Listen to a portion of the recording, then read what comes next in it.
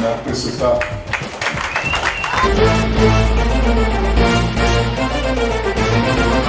ವಿಭೂತಿ ಚಿನ್ನಿಯವರು ಒಬ್ಬ ಜನ್ಮದಿನಾಚರಣೆ ಆಡ್ಸ್ಕೊಂತಿದ್ರೆ ನಾನು ದೇವರಲ್ಲಿ ಇಷ್ಟೇ ಬೇಡ್ಕೊಳೋದು ನನ್ನ ಆಯಸ್ಸು ಕೂಡ ಅವ್ರಿಗೆ ಕೊಟ್ಟು ಮತ್ತಷ್ಟು ಅವರು ಜನಸೇವೆಗೆ ಅವರು ಮುಡುಪಾಗಿರಲಿ.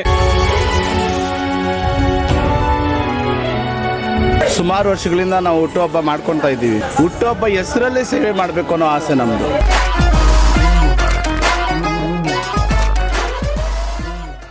ವಿಭೂತಿ ಚಿನ್ನಿಯವರ ಅಭಿಮಾನಿಗಳು, ಸಂಬಂಧಿಗಳು, ಸಭೆ ಜಿಲ್ಲಾದವರಿಗೂ ವಂದಿಸ್ತಾ ವಿಭೂತಿ ಚಿನ್ನಿಯವರಿಗೆ ಅವರ ಹುಟ್ಟುಹಬ್ಬದ ಶುಭಾಶಯಗಳನ್ನು ಅರ್ಪಿಸುತ್ತಾ ಮಾನವೀಯತೆ ಅನ್ನೋದು ನಮ್ಮ ಹಿರಿಯರು ಕಟ್ಟಿದಂಥ ಒಂದು ಮೌಲ್ಯ.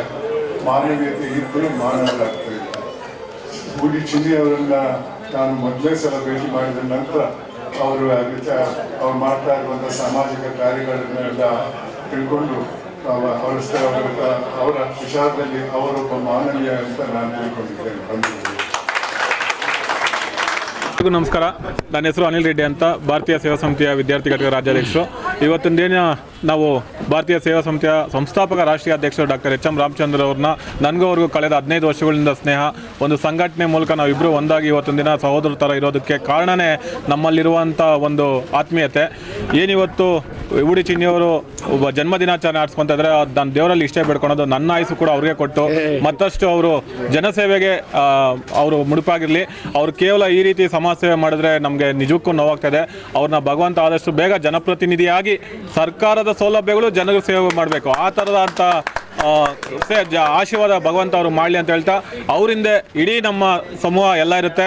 ಈಗಾಗಲೇ ನಾವು ಒಬ್ಬೊಬ್ಬರು ಒಂದೊಂದು ಕ್ಷೇತ್ರದಲ್ಲಿ ಪರಿಣಿತರಾಗಿದೆ. ನಾವೆಲ್ಲರೂ ಅವ್ರ ಜೊತೆ ನಿಂತ್ಕೊಂಡು ಅವ್ರನ್ನ ಜನಪ್ರತಿನಿಧಿ ಮಾಡಿ ಸರ್ಕಾರದ ಸೌಲಭ್ಯಗಳನ್ನ ಜನಗಳಿಗೆ ತರಿಸ್ತೀರಿ. ಮತ್ತೊಮ್ಮೆ ನಿಮಗೆ ಜನ್ಮದಿನ ಶುಭಾಶಯ ಕೊಡ್ತಾ ತಮ್ಮೆಲ್ಲರೂ ಕೂಡ ಧನ್ಯವಾದಗಳು. ಎಲ್ರಿಗೂ ನಮಸ್ಕಾರ. ನಿಜವಾಗ್ಲೂ ನಾವು ಸುಮಾರು ವರ್ಷಗಳಿಂದ ನಾವು ಹುಟ್ಟುಹಬ್ಬ ಮಾಡ್ಕೊತಾ ಇದ್ದೀವಿ. ಹುಟ್ಟುಹಬ್ಬ ಹೆಸರಲ್ಲೇ ಸೇವೆ ಮಾಡಬೇಕು ಅನ್ನೋ ಆಸೆ ನಮ್ಮದು. ಹುಟ್ಟುಹಬ್ಬ ಅಂತಲ್ಲ, ಹುಟ್ಟುಹಬ್ಬ ಹೆಸರಲ್ಲಿ ಸೇವೆ ಮಾಡೋದಕ್ಕೆ ಒಂದು ಅವಕಾಶ, ವರ್ಷಕ್ಕೊಂದ್ಸಲಿ ಒಂದು ಹುಟ್ಟುಹಬ್ಬ ಅನ್ನೋ ಲೆಕ್ಕದಲ್ಲಿ ಸೇವೆ ಮಾಡೋದಕ್ಕೆ ನಾವು ಪ್ರತಿಯೊಂದು ಆಶ್ರಮಗಳಿಗೆ, ಶಾಲಾ ಮಕ್ಕಳಿಗೆ, ಇನ್ನಿತರ ವೃದ್ಧರಿಗೆ, ಅಂಗವಿಕಲರಿಗೆ, ಏನೋ ಸಂಬಂಧಪಟ್ಟ ಏನೇನೋ ನಿರ್ಗತಿಕರಿದ್ದಾರೆ ಅವ್ರ ಪರವಾಗಿ ಎಲ್ಲ ಸಮಾಜಮುಖಿ ಕೆಲಸಗಳು ಮಾಡೋದಕ್ಕೋಸ್ಕರ ವರ್ಷಕ್ಕೊಂದ್ಸಲಿ ನಾವು ಸೇವೆ ಮಾಡೋದಕ್ಕೆ, ನಾವು ಸೇವೆ ಮಾಡೋ ದಿನ ಅನ್ನೋದಕ್ಕೆ ನಾನು ಹೇಳೋಕ್ಕೆ ಇಷ್ಟಪಡ್ತೀನಿ. ಹುಟ್ಟುಹಬ್ಬ ಅನ್ನೋದಕ್ಕಿಂತ ಸೇವೆ ದಿನ ಅಂತಲೇ ನಾನು ಯೋಚನೆ ಮಾಡ್ತೀನಿ. ಜೊತೆಗೆ ವರ್ಷಕ್ಕೊಂದಿನ ಸೇವೆ ಮಾಡೋದಕ್ಕಿಂತ ದಿನನಿತ್ಯ ನಾವು ಯಾವುದೋ ಒಂದು ಸೇವೆಯನ್ನು ಮಾಡ್ಕೊಂಡು ಬರ್ತಾ ಇದ್ದೀವಿ, ಮಾಡ್ತಾನೇ ಇರ್ತೀವಿ. ಯಾಕೆಂದರೆ ಪ್ರತಿಯೊಬ್ಬ ನಾಯಕನ ಕರ್ತವ್ಯ ಅದು.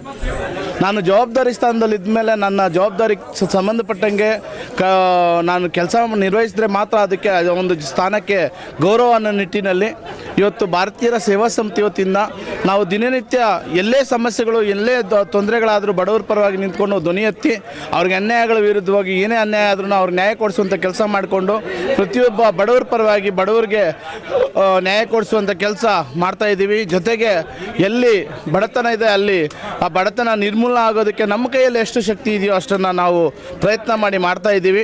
ಇದಕ್ಕೆಲ್ಲ ಸ್ಫೂರ್ತಿ ತುಂಬುವಂಥ ನನ್ನ ಭಾರತೀಯರ ಸೇವಾ ಸಮಿತಿಯ ಎಲ್ಲ ರಾಜ್ಯ ಮುಖಂಡರು, ತಾಲೂಕು ಮುಖಂಡರು, ಎಲ್ಲ ನನ್ನ ಕುಟುಂಬದ ಸದಸ್ಯರು ಮತ್ತು ಎಲ್ಲ ಜಿಲ್ಲಾ ಮುಖಂಡರು, ಎಲ್ಲ ಭಾರತೀಯರ ಸೇವಾ ಸಮಿತಿ ಎಲ್ಲ ಪದಾಧಿಕಾರಿಗಳಿಗೂ ನಾನು ಋಣಿಯಾಗಿರ್ತೀನಿ. ಯಾಕೆಂದರೆ ಅವರು ಕೊಡ್ತಾರೋ ಕೊಡಲ್ವೋ, ಆದರೆ ಜೊತೆಯಲ್ಲಿ ಮಾತ್ರ ನಮ್ಮ ಜೊತೆಗೆ ಅಣ್ಣ ತಮ್ಮಂದರಾಗಿ ಒಗ್ಗಟ್ಟಾಗಿದ್ದಾರಲ್ಲ, ಅದಕ್ಕಿಂತ ಕೊಡುಗೆ ಯಾವುದೂ ಇಲ್ಲ. ಒಬ್ಬ ವ್ಯಕ್ತಿ ಚಪ್ಪಾಳೆ ತಟ್ಟಿದ್ರೆ ಸಾಧ್ಯ ಇಲ್ಲ. 10 ಜನ ಸೇರಿ ಒಂದು ಒಗ್ಗಟ್ಟಾದರೆ ಮಾತ್ರ ಚಪ್ಪಾಳೆ ಶಬ್ದ ಬರೋಕ್ಕೆ ಸಾಧ್ಯ ಆಗುತ್ತೆ. ಆ ಒಂದು ನಿಟ್ಟಿನಲ್ಲಿ ನಾನು ಅದನ್ನು ಅರ್ಥ ಮಾಡಿಕೊಂಡು ನಾನು ಯಾರನ್ನೂ ಬಿಡ್ದಿರ, ನಾನು ಎಲ್ಲರನ್ನೂ ಸಮಾನತೆಯಿಂದ ಬಾಡಲಿ ಮಾಡದೆ ಹೋಗಲಿ, ಸಂಘಟನೆಗೆ ಬರಲಿ ಬರದೆ ಹೋಗಲಿ, ಎಲ್ಲರೂ ನನ್ನವರೇ ಅನ್ನೋ ನಿಟ್ಟಿನಲ್ಲಿ ಅವರಿಂದ ಇವತ್ತು ನಾನು, ನನ್ನಿಂದ ಅವರಲ್ಲ ಅಂತೇಳಿ ನಾನು ಹೇಳೋಕ್ಕೆ ಬಯಸ್ತೀನಿ. ಯಾಕೆಂದರೆ ಪ್ರತಿಯೊಬ್ಬರ ಕರ್ತವ್ಯ, ನಾನು ಬೆಳೆಯೋದಲ್ಲ, ತನ್ನ ಹಿಂದೆ ಇರ್ತಕ್ಕಂಥವ್ರನ್ನ ಬೆಳೆಸೋದು ನಮ್ಮ ಕರ್ತವ್ಯ ಕೂಡ. ಆದ್ದರಿಂದ ಇವತ್ತು ಭಾರತೀಯರ ಸೇವಾ ಸಮಿತಿ ಇವತ್ತು ರಾಷ್ಟ್ರ ಮಟ್ಟದಲ್ಲಿ ತುಂಬ ಗೌರವಾನ್ವಿತವಾಗಿ ನಡ್ಕೊಂಡು ಹೋಗ್ತಾ ಇದೆ. ಜೊತೆಗೆ ಎಲ್ಲ ಮಾಧ್ಯಮ ಮಿತ್ರರು ನಮಗೆ ಸಹಕರಿಸಿ ನಮ್ಮ ಜೊತೆಗಿದ್ದಾರೆ. ಅವರಿಗೂ ಅವರ ಪಾದಗಳಿಗೂ ನಮಸ್ಕರಿಸ್ತೀನಿ. ಸರ್, ಹೇಳಬೇಕು ಅಂದರೆ ನಾವು ಸಾಹೇಬರು ಹೇಳಿದ್ರು, ಮಾನವೀಯತೆ ಇರತಕ್ಕಂಥ ವ್ಯಕ್ತಿಗಳು ನಾನು ನೋಡೋದು ಕಡಿಮೆ, ಅದರಲ್ಲಿ ರಾಮಚಂದ್ರಪ್ಪ ಒಬ್ಬರು ಅಂಥೇಳಿ ಹೇಳಿದ್ರು. ನಿಜವಾಗ್ಲೂ ಅದು ನಮಗೆ ಕೊಡುವಂಥ ಒಂದು ಗಾಡ್ ಗಿಫ್ಟ್ ಅಂತ ಹೇಳೋಕ್ಕೆ ಬಯಸ್ತೀನಿ. ಅವ್ರ ಮಾತಲ್ಲಿ ಅವ್ರ ಬಾಯಲ್ಲಿ ಆ ಮಾತು ಬರಬೇಕಾದ್ರೆ ನಾವು ಮಾಡುವಂಥ ಕೆಲಸಗಳು ಅವ್ರ ಕಣ್ಮುಂದೆ ಅವ್ರಿಗೆ ಆದಂಥ ಇಂಟೆಲಿಜೆನ್ಸ್ ರಿಪೋರ್ಟ್ ಇರುತ್ತೆ, ಅವ್ರು ತಿಳ್ಕೊಂಡೆ ಅದನ್ನು ಮಾತಾಡೋದು. ಸಾಮಾನ್ಯವಾಗಿ ಹೋಗಲ್ಲ ಅವ್ರು ದೊಡ್ಡವರು. ಅಂಥದನ್ನು ನಾವು ಅವರ ಮಾತಲ್ಲಿ ಅವರ ಒಂದು ಪ್ರೀತಿಯನ್ನು ಗಳಿಸಿದ್ದೀವಿ ಅಂದರೆ ನಾವು ಅವರು ಅದೃಷ್ಟವಂತರು. ಜೊತೆಗೆ ಇವತ್ತು ಎಲ್ಲ ಧರ್ಮದವ್ರನ್ನೂ ಒಂದೇ ವೇದಿಕೆಗೆ ಮಾಡಬೇಕು ಅನ್ನೋ ಉದ್ದೇಶ ಇಷ್ಟೇ. ನಮ್ಮಲ್ಲಿ ನಮ್ಮ ದೇಶಕ್ಕೆ ಸ್ವತಂತ್ರ ಬಂದಿದೆ, ಸಂವಿಧಾನ ಹಾಕಿದೆ, ಪ್ರತಿಯೊಬ್ಬ ವ್ಯಕ್ತಿ ಎಲ್ಲಾದರೂ ಬದುಕ್ಬೋದು. ಇದು ವಿಶೇಷವಾದ ಒಂದು ದೇಶ. ಇದು ಇಡೀ ಪ್ರಪಂಚದಲ್ಲಿ ಯಾವುದಾದ್ರೂ ಎಲ್ಲ ಧರ್ಮಗಳನ್ನು ಒಳಗೊಂಡಿರ್ತಕ್ಕಂಥ ಒಂದು ದೇಶ ಇದ್ದರೆ ಅದು ಭಾರತ ದೇಶ. ಅದು ಸ್ವತಂತ್ರ ಪಡೆದು ನಾವು ಎಷ್ಟೋ ಪ್ರಾಣ ಬಲಿದಾನಗಳನ್ನು ಕೊಟ್ಟು ಪಡೆದಂಥ ಒಂದು ಸ್ವತಂತ್ರ ದೇಶ ಇದು.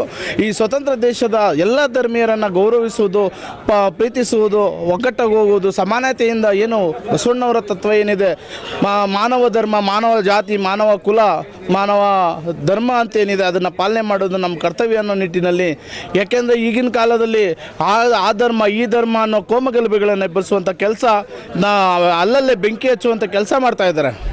ನೀವು ಆ ಥರ ಧರ್ಮಗಳಿಗೆ ಬೆಂಕಿ ಹಚ್ಚೋರಾದರೆ ಸೈನಿಕರಾಗಿ ಎಲ್ಲ ದೇಶದ ಎಲ್ಲ ಮುಖಂಡರು ಧರ್ಮೀಯರು ಇವತ್ತು ನಮ್ಮ ದೇಶನ ರಕ್ಷಣೆ ಮಾಡ್ತಾ ಇದ್ದಾರೆ. ಅಲ್ಲಿ ಯಾಕೆ ಅವ್ರ ಪ್ರಾಣಗಳನ್ನು ಕೊಟ್ಟು ಅವ್ರ ಮನೆಯವ್ರನ್ನೆಲ್ಲ ಅನಾಥರಾಗಿ ಮಾಡಬೇಕು? ನೀವು ಆ ಧರ್ಮ ಈ ಧರ್ಮ, ಆ ರಾಜ್ಯ ಈ ರಾಜ್ಯ, ಆ ಜಾತಿ ಈ ಜಾತಿ ಅನ್ನೋಂಗಿದ್ರೆ ನಮ್ಮ ಸೈನಿಕರು ನಮ್ಮ ದೇಶಕ್ಕೆ ಆಗಿ ರಕ್ಷಣೆ ಯಾಕೆ ಕೊಡಬೇಕಾಗಿತ್ತು? ಸ್ವತಂತ್ರಕ್ಕೆ ಬಲಿದಾನಗಳನ್ನು ಯಾಕೆ ಕೊಡಬೇಕಾಗಿತ್ತು? ಸಂವಿಧಾನ ಏನಕ್ಕೆ ಬೇಕಾಗಿತ್ತು ಇವ್ರಿಗೆ? ಅದನ್ನು ಪಾಲನೆ ಮಾಡಬೇಕಾದ ಸರಿಯಾದ ಸರ್ಕಾರಗಳು ಇವತ್ತು ಅದನ್ನೇ ಬದಲಾವಣೆ ಮಾಡೋಕ್ಕೆ ಹೋಗ್ತಾ ಇದ್ದಾವೆ ಅಂದರೆ ಅದು ಯಾವ ರೀತಿ ನಾಚಿಕೆಗೇಡು ಅನ್ನೋದನ್ನು ನಾವು ಹೇಳೋಕ್ಕೆ ಬಯಸ್ತೀವಿ ಸ್ನೇಹಿತರೆ. ಆದ್ದರಿಂದ ಆ ಒಂದು ಎಲ್ಲ ಧರ್ಮೀಯರನ್ನು ಒಂದೇ ವೇದಿಕೆಯಲ್ಲಿ ತೋರಿಸಿ ಈ ಒಂದು ಭಾಗದಲ್ಲಿ ಎಲ್ಲ ಧರ್ಮೀಯರು ಸಮಾನರು, ಸಮಾನತೆಯಿಂದ ಹೋಗಬೇಕು ಅನ್ನೋ ಉದ್ದೇಶದಿಂದ ಇವತ್ತು ಎಲ್ಲ ಧರ್ಮದವ್ರನ್ನು ಸೇರಿಸಿ ಒಂದು ವೇದಿಕೆಯಲ್ಲಿ ಈ ಒಂದು ಮೆರವಣಿಗೆ ಕಾರ್ಯಕ್ರಮವನ್ನು ಆ ಧರ್ಮಗಳನ್ನು ಸಮಾನತೆಯಿಂದ ತೋರಿಸಬೇಕು ಈ ಸಮಾಜಕ್ಕೆ ಅನ್ನೋ ನಿಟ್ಟಿನಲ್ಲಿ ಇವತ್ತು ಎಲ್ಲ ಧರ್ಮೀಯರನ್ನು ನಾವು ಒಂದೇ ವೇದಿಕೆಯಲ್ಲಿ ತೊಗೊಂಡ್ಬಂದಿದ್ದೀವಿ.